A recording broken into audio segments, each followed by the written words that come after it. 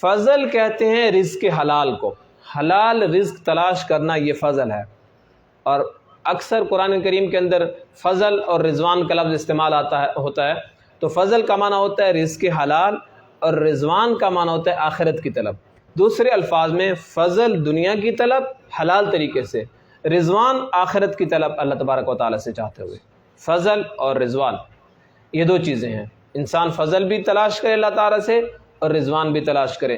یوں نہ ہو کہ انسان اللہ تعالیٰ سے آخرت طلب کرتے کرتے کرتے اتنا آگے چلا جائے کہ دنیا کے اندر اتنا بے سر و سامانی کی حالت میں ہو کہ اس کو حرام پیشہ اختیار کرنا پڑے اور دوسروں کے سامنے ہاتھ پھیلانا پڑے۔ ایسا نہیں ہونا چاہیے، انسان رزق حلال تلاش کرے۔ قرآن کریم کے اندر بار بار یہی کہا گیا ہے، تب تغوا فضلا من ربکم، اللہ کے فضل کو تلاش کرو۔ اللہ تعالیٰ خود کہہ رہے ہیں رزق حلال تلاش کرو۔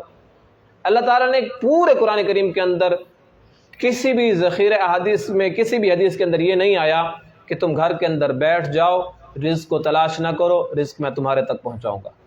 اگرچہ اللہ تبارک و تعالیٰ رزق کا ضامن ہے، وَمَا مِن دَابَّةٍ فِي الْأَرْضِ إِلَّا عَلَى اللَّهِ رِزْقُهَا، 12ویں سپارے کی ابتدا اسی چیز سے ہو رہی ہے۔ زمین کے اوپر کوئی جانور ایسا نہیں ہے جس کے رزق کا ذمہ اللہ تعالیٰ نے نہ اٹھایا ہو۔ رزق اللہ نے اٹھایا ہے، لیکن انسان کو کوشش کرنا پڑتی ہے۔ وہ آخر میں ایک لطیفہ بطور سبق کے سنا دیتا ہوں۔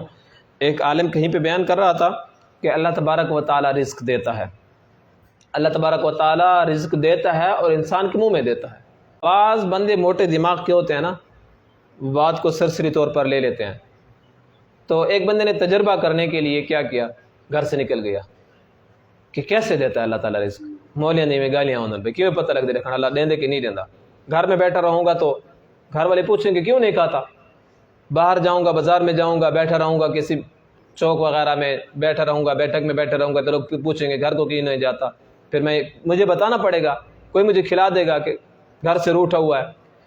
تو اس نے رخ کیا قبرستان کا، بھائی پیا اس نے تو سارے قبراں نہ کوئی پوچھنا والا اسے تنا کہ کوئی پوچھنا تنا کہ کوئی منگسا نہ کوئی روٹی ریس۔ تو وہاں پہ قبر کے ساتھ بیٹھ گیا، چھپ کر بیٹھ گیا ایک قبر کے ساتھ۔ کچھ دیر بعد قافلے کا گزر ہوا تو وہاں پہ قافلے والوں نے دیکھا، اسی دوران کوئی بندہ یا اس سے پہلے یا اس کے بعد کوئی بندہ آیا اور کسی قبر پر مٹھائی کا ڈبہ رکھ گیا۔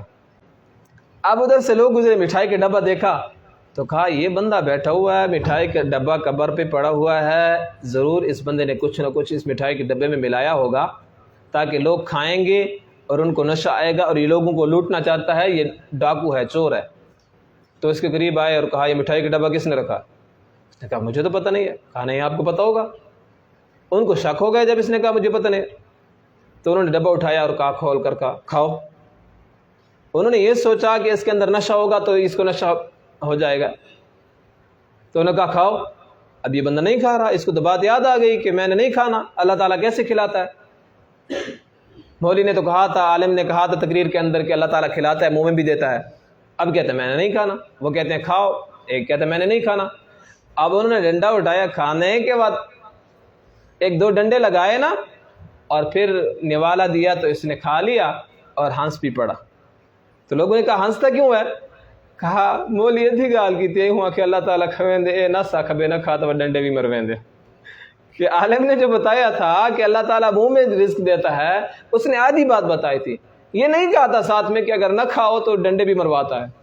تو اللہ تعالیٰ رزق کا تو ضامن ہے، لیکن اس کا مطلب یہ نہیں کہ ہاتھ پہ ہاتھ رکھ کے انسان بیٹھ جائے اور رزق حلال تلاش نہ کرے۔ رزق حلال تلاش کرنا یہ قرآن کا حکم ہے، اللہ تعالیٰ کا فرمان ہے، تب تغوا فضلا من ربکم، اللہ کے رزق کو تلاش کرو۔